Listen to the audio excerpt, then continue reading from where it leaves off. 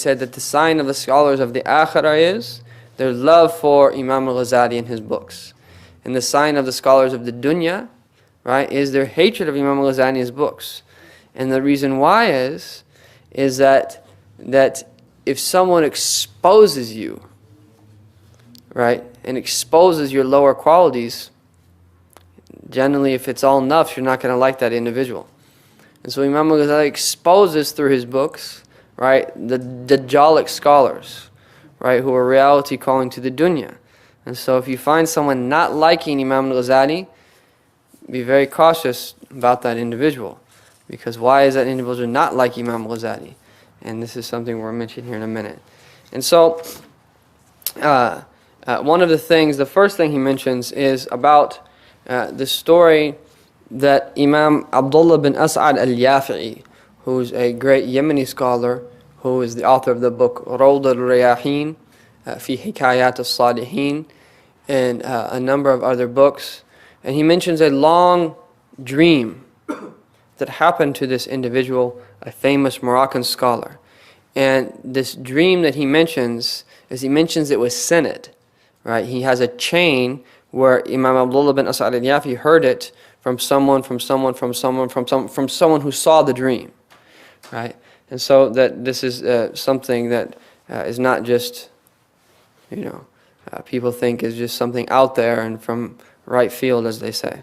So he says that Dhakar al-Yafi, Imam al-Yafi mentions that in the Shaykh Imam al-Akbar Abu al-Hasan Ali bin Hurzum, that this scholar, this famous Moroccan scholar, was someone who can balagha fil inkar ala kitab Ihya ulumuddin, right? He made inkar of the Ihya ulumuddin. Now this was a scholar from Ahl Sunnah wal Jama'ah who was very famous, right? But for one reason or another, he didn't want anyone to read the Ihya ulumuddin. Balagha fil inkar, right? Wa kana muta'an, people used to listen to what the scholar had to say. Masmu'ad kalima, fa amara bi jam'i ma dhafara bihi.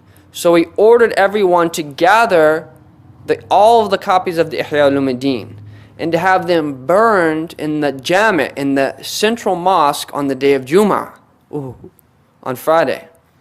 فَرَآ تِلْكَ الْجُمْعَةِ كَأَنَّهُ دَخَلَ الْجَامِعَ. Right? So he saw on Friday in a dream as if he was entering into the mosque, the central mosque. فَإِذَا هُوَ بِالنَّبِي صَلَّى اللَّهِ عَلَيْهِ وسلم. And in the dream, when he entered in, the Prophet ﷺ was in that mosque that he was planning to burn them in. وَمَعُ أَبُو بَكْرَ وَعُمَرَ رَضِيَ اللَّهُ عَنْهُمَا. And Abu Bakr and Omar was with him, ﷺ. وَالْإِمَامَ الْغَزَالِي قَائِمْ بَيْنِ يَدَيْ النَّبِي ﷺ. Imam al-Ghazali was also there, standing before the Prophet ﷺ.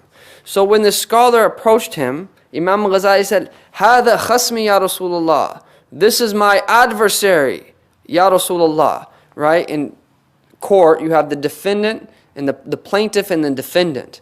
Right? In this case, Imam al-Ghazali was the plaintiff, right? And he's making a claim against this individual. So this person is going to have to become the defendant. Right? He said, فَإِنْ كَانَ الْأَمْرُ كَمَا زَعَمْ. And Imam al-Ghazali said to the Prophet ﷺ that if the affair is as he's claimed, I'm going to make tawbah to Allah. But Ya Rasulullah, if there's anything that I've benefited from your barakah, right, and then from the following of your sunnah, then take my right from this opponent of mine, this adversary of mine. Then Imam al-Ghazali gave the Prophet ﷺ in the dream a copy of the Ihya ulumuddin.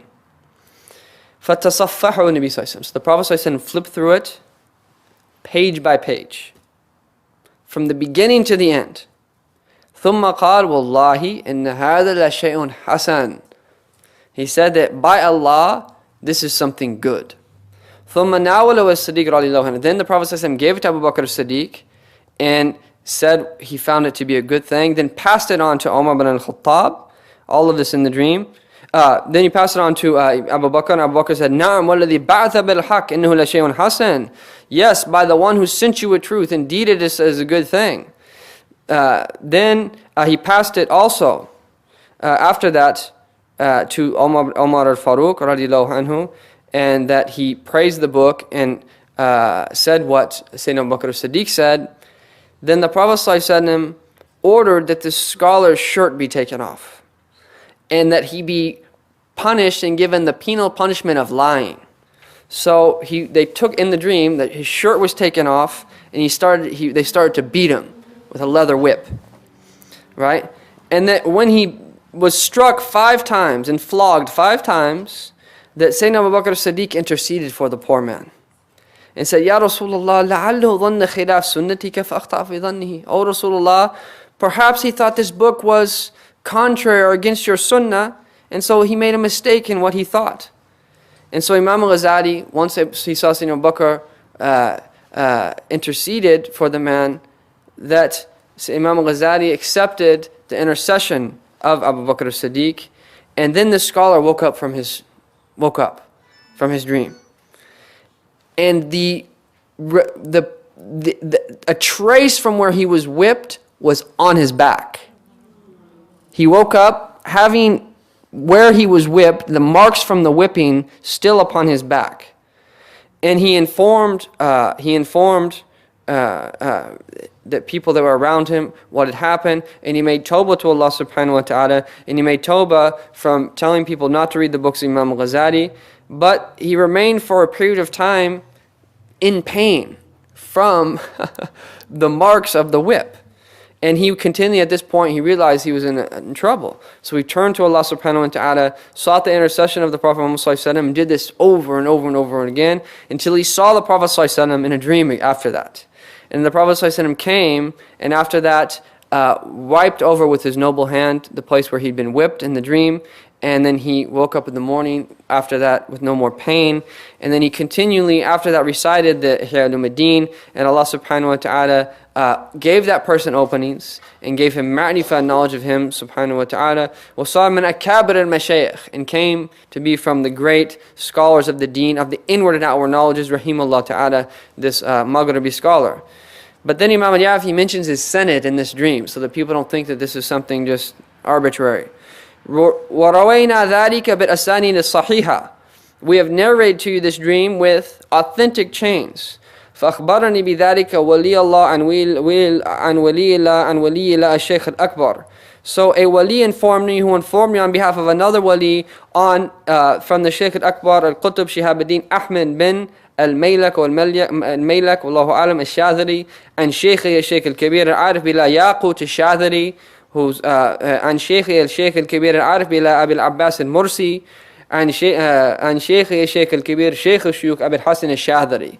So from Yaqut al-Arsh, who's buried right next to his teacher and the Khalifa of Imam Abu Hassan al-Shadhili, Abu Abbas al-Mursi, who narrates on behalf of Imam al-Shadhili himself, قَدَّسَ اللَّهُ أَرْوَاحُهُم, may Allah sanctify all of their souls. وَكَانَ مُعَاصِرًا, and he lived in the time of the scholar. وقال الشيخ أبو حسن الشاذلي, Shaykh Abu Hassan al-Shadhili said, وَلَقَدْ مَاتَ الشيخ أبو الحسن, this individual, this Moroccan scholar, يوم مات وأثر السياط على ظهره, that to the day that he died, he still had marks from the place that he was whipped on his back. The pain went away after the Prophet wiped over him, but the marks stayed there with him until the day that he died. Subhanallah al-Azim. The Prophet went through it page by page and swore by Allah, إِنَّ هَذَا شَيْءٌ حَسَنٌ. طيب. And then there's a number of other statements of the great scholars that indicate that this book is a book of guidance and a book of the people of Allah. For instance, we find a scholar by the name of Abdul Ghafar al-Farisi. Right? So he said that this is a ta'lif lam yusbak ilayha. No one has authored the likes of it in history. Imam al-Nawawi said about the Ihya al-Din, كاد الإحياء أن يكون قرآنا. كاد يكاد is about to be something, right? That he said that the Ihya al-Din is about to be like a Quran, right? And they have an explanation for what that means. Nothing is like the Quran, period, right? But this is Imam al-Nawawi's statement. So, I mean, if someone wants to make i'tirad that this is a statement of Imam Nawawi, obviously what he means by that is either, right, the verses that Imam al-Ghazali chose from the Quran to mention in the Ihya al-Din, right, or the things that are directly related to the essence of acting with the Quran. Or what it means is that as the Quran has commanded us and prohibited us certain things, there's similarly, you'll find these same prohibitions and commandments in the book of Imam Ghazali. But nevertheless, it is a statement of Imam Nawawi. And also, one of Shaykh Abu Muhammad al-Karzaruni, he said, لو محيت جميع علوم لاستخرجت من الإحياء. That were all knowledges to be effaced and disappear, that they could be extracted from the Ihya ulumuddin. SubhanAllah.